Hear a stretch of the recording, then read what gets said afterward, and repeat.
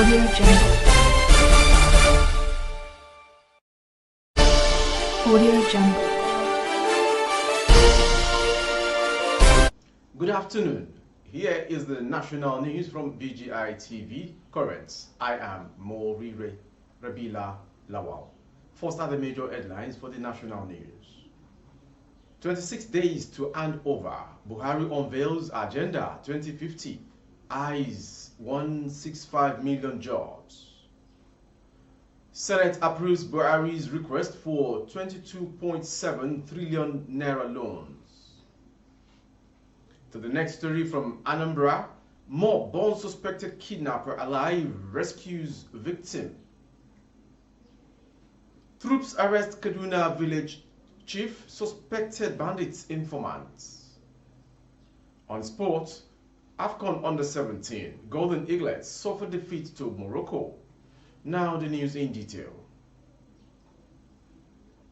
Barely 26 days to hand over power to and for the determination of his 8 years of 2 terms in office, President Muhammadu Buhari on Wednesday launched the Nigeria Agenda 2050, a plan aimed at increasing real gross domestic product (GDP) growth by 7%.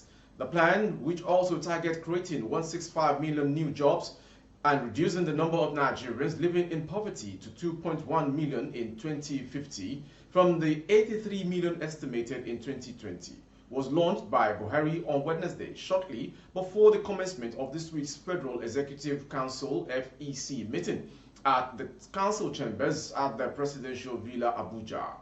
The launch is coming after 3 years of its conception. The launch trailed an earlier development about 7 weeks ago, when the FEC approved the policy document on March 15th, nearly 3 months after the National Economic Council (NEC) endorsed the agenda. At the occasion of the launch, President Buhari said the goal is to increase per capita income of Nigeria to 33.328 per annum US dollar, to be placed amongst the world's top economies by 2050, urging incoming administration to pay regard to it.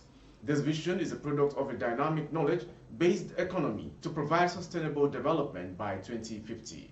The goal is to increase per capita income of Nigeria to be placed amongst the world's top economies by 2050. I hope this document will prove useful for subsequent administrations, he said. Buhari had earlier inaugurated the National Steering Committee for the preparation of the Medium-Term National Development Plan 2021 to 2025 and Nigeria Agenda 2050 in November 2020. Its overarching goal is to take Nigeria to an upper-middle income country and subsequently to the status of a high-income country by 2050. And to the next story.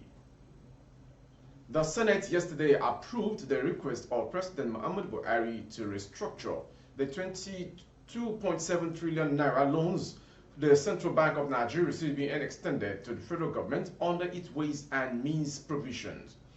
The Ways and Means provision allows the government to borrow from the Apex Bank if it needs short-term or emergency finance to fund delayed government-expected cash receipts or physical deals. Since the government started experiencing a significant shortfall in revenue, it has relied heavily on the central bank to finance its expenditure programs via Ways and Means, whose balance as December 19, 2022 stood at 22.7 trillion naira. The federal government had said it will repay the loan with securities such as treasury bills and bonds increase and issuance. President Buhari had last year asked the Senate to approve his proposal to securities to secure the loans, but the Red Chamber rejected the request, citing lack of details. Buhari, while appealing to the Senate to reconsider its stand, said failure to grant the securitization approval will, however, cost the government about 1.8 trillion naira in additional interest in 2023.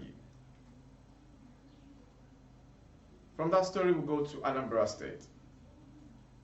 Some indigenes of Ogbonike community in Oyi, local government area of Anambra State, on Wednesday burned a suspected kidnapper alive while rescuing a female victim held by the gang. Information gathered that the group had operated in Ogidi, a neighboring community in Indemili North local government area, and were on their way to the hideout when indigents blocked the road they were plying through and arrested them. The State Police Command spokesperson, DSP Tochukwu Ikenga, who confirmed these, said police operatives in the area were also alerted, but when they arrived, one of the two arrested suspects had already been set ablaze. Ikenga said in the early hours of today, 3rd, which was yesterday, and the 5th month in the year 2023, police operatives attached to Ogbonike Division responding to a distress call along St. Monica College Road. Ogbonike arrested one Mr. Jamu Emron, male, aged 22 years, and recovered one allegedly damaged yellow Mr. Bushi L300 bus with Anambra registration number UKP 729A. The suspect was among a gang of armed robbers that attacked and robbed occupants of a residential house in Ezi Ogidi, abducted a female victim, and was en route to their den before police were alerted. The members of the neighborhood had already supported the police by blocking the exit point within the area, intercepting the vehicle, and apprehended 2 of the gang members with others, and while others escaped. The police spokesperson said the rescued kidnapped victim was already receiving treatment in the hospital, while the arrested suspect was helping police with investigation. Ikenga also quoted the state's police commissioner, CSP Echeng, as urging people to desist from taking laws into their hands by resorting to jungle justice. He said all suspects should be handed over to the police for appropriate investigation. Going on to the northern part of Nigeria, precisely Kaduna. Soldiers have raided Jenjala community in Kagarko, LGA of Kaduna State, and arrested the Madaki or Jenjala Malem Ibrahim Aliyu and 13 suspected bandit informants in the area. A source who preferred anonymity confirmed to reporter on ground through phone on Wednesday that troops invaded the community on Tuesday in 8 Hilux vans, motorcycles, and picked up the suspect. He said the troops stopped at Kagarko town where some suspects were picked up before driving into Jenjala community, which is about 3 kilometers away from Kagarko. The 2 arrested suspects in Kagarko town led the troops to some houses in Jenjala, from where they picked up 11 others suspects, he said. Another resident of Jenjala, identified as Yahuza Suleiman, disclosed that the village chief was picked up by the troops and moved to Kaduna over reported cases of abduction in the community. And since the soldiers came and picked the Madaki and some people, his phone number was not connecting, but someone I was able to communicate with this morning told me that he is being questioned in Kaduna about the kidnap incident in Jenjala community, he said. Information had reported that bandits have for months been invading Jenjala community and some neighboring villages in the area, kidnapping residents and killing some of them. There was no official response from the spokesperson of the Kaduna State Police Command over the arrest by the troops at the time of filing these reports. In case you are just joining us, you are watching the national news from BGI TV Current. Next to come, and the last story is a sports story. It's unfortunate the Golden Eaglet of Nigeria were defeated 1-0 by Morocco in the second game of Group B at the Under-17 Africa Cup of Nations AFCON. An unfortunate own goal by Tochukwu Ogboji was the difference between the teams on Wednesday at the Stade Mohamed Amilu in Constantine, Algeria. The Nigerians had defeated Zambia in the opening game of the competition in a one-sided encounter. The Unduka Obade boys hope to build on the brilliance of their previous performance to book a quarter-finals ticket against Morocco, but failed. But the Lions had other plans and smothered the hopes of the Golden Eaglet within the first few minutes of the game. Abdel Mali's dribbled past Hope Linus in the left wing before sending a cross into the Nigerian goal area. The innocuous delivery was deflected into the net by the crown of Uboji's head. The Eaglet responded accordingly to their early goal and grew into the game as minutes wore on. Emmanuel Michael bent a free kick into the palms of Ta'a Benzoli before Precious William wrestled his way down the right wing into the byline and set up Abubakar Abdullahi, who stabbed it from close range. Not long after, Abdullahi missed another glorious chance when he skied the ball high in the 6-yard box after a ricochet from a free kick dropped for him. Nigeria screwed in the pressure in the later stage of the game, and Michael plays a free kick just millimeters past the upright while Benzoli's agility stopped an instinctive strike by Light Eke deep into stoppage time. The Moroccans, however, held on and secured a place in the competition's quarterfinal, having beaten South Africa 2-0 in their first game. The Eaglet will face South Africa in the final group game on Saturday.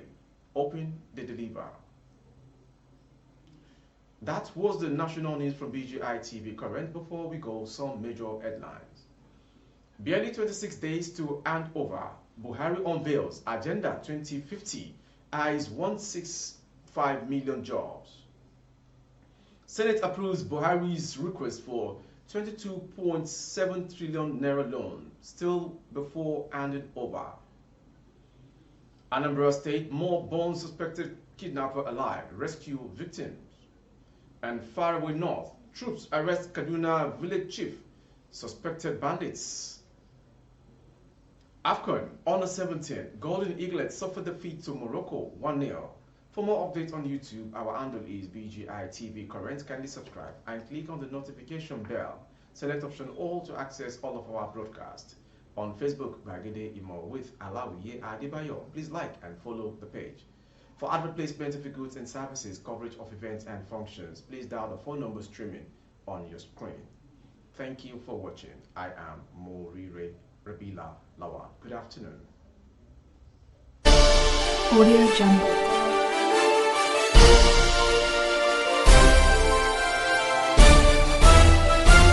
Audio Jungle.